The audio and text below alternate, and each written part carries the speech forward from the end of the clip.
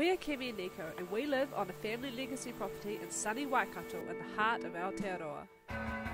We've been inspired to start documenting our time here, to honour what my grandparents created and to share our life steeped in art. These are our Penpyddle Diaries.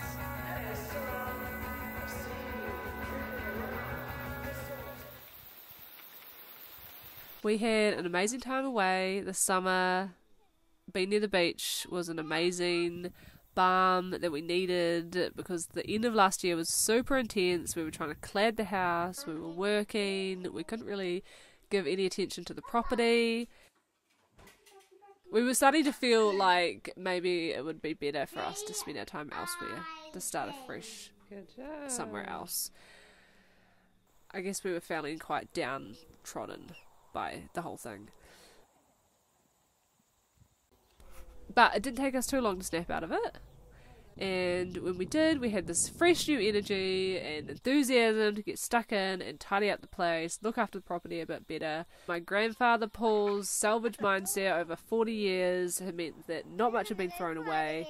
And Dad had done a good job at catching up on that in the last 2 years as well. So we took some fresh eyes and a no-nonsense attitude and we hired a skip and we chucked out all the stuff that we couldn't burn and we sold stuff on TradeMe that wasn't needed.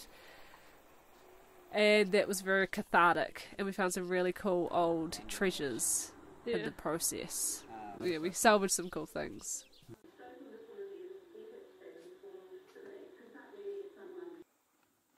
With all that out of the way, we could get back to what we really wanted to be doing, which is building our Slopocalypse hub, as we like to call it. The poor tiny house had spent most of its time the last year hiding under an aging billboard, and it felt great to get that off.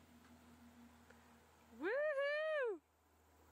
The billboard's been stuck on there for the whole year because the windows have been waiting to go in, and you've got to do so much before you can even put a window in a house, especially my bespoke ones. It was a bit risky because the windows hadn't quite been finished, but we've had really dry weather lately and it was a good excuse to get glazing. The window material is a mix of glass and twin wool. The glass is for looking out of and the twin wool's for letting light in. You can still see a bit through it though. Twin wool is a double-walled polycarbonate material. It's shaped like real estate signs, except it's a bit bigger, a lot stronger and clear. Twin wool's great because it's inherently double glazed and it's really easy to work with. It's super light. And so we've got 2 layers of twin wool everywhere we've used it and an air gap between them, making that quadruple glazed. I did do double glazing, homemade double glazing. I don't know if I've ever heard of that being recommended. It's been a real challenge, but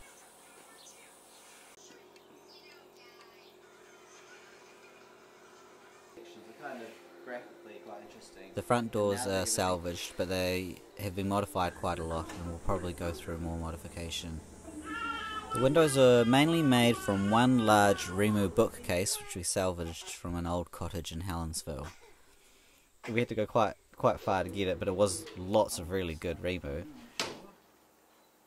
The glass is all old house windows from a 1960s Rotorua place.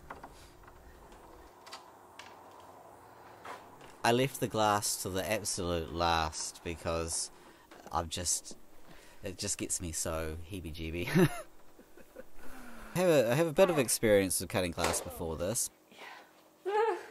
I'm just really scared of glass cutting. It's not I don't have a real good reason other than making a bad cut.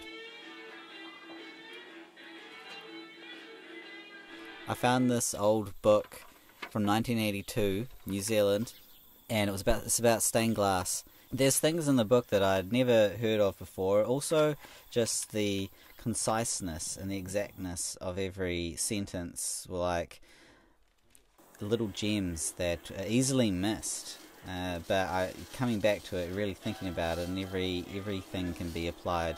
Almost every sentence is a lesson in this book. You know what? The main thing that I discovered, and it's not so much what's said in the book. What I feel like you need to tell people is that there's more in common between cutting glass and tearing paper than you might imagine. Ooh. Is it alright? Must have been where I stopped. Okay, and I'll have this little thing, but if I get it while it's like this, there's a chance I might be able to get more of it off. Might not. Come on.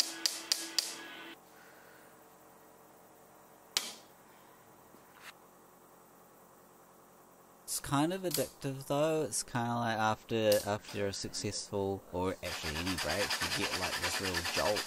Okay, just ever so slightly, you can hardly tell. But when you put it on a piece of glass, the two... Pause. Don't drop it. Extra careful moving stuff around, like, you know, ladders and shit. Seems to take a long time to do windows. To actually make the windows, I'm thinking it was about a month to 5 weeks. One window which I haven't even made, but I've just boarded up the hole in the house because that window is going to be something special.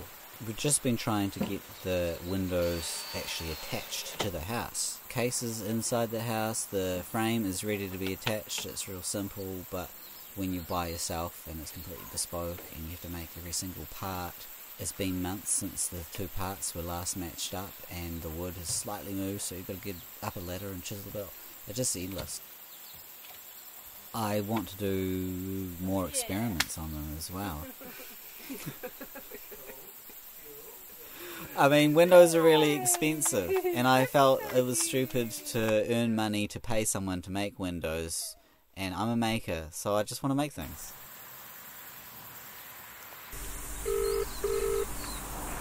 You've reached the answer phone of Anne and Paul Leyden and Leyden Fabrications. We're sorry we've missed your call. Please leave a message after the beep and we'll get back to you as soon as we can.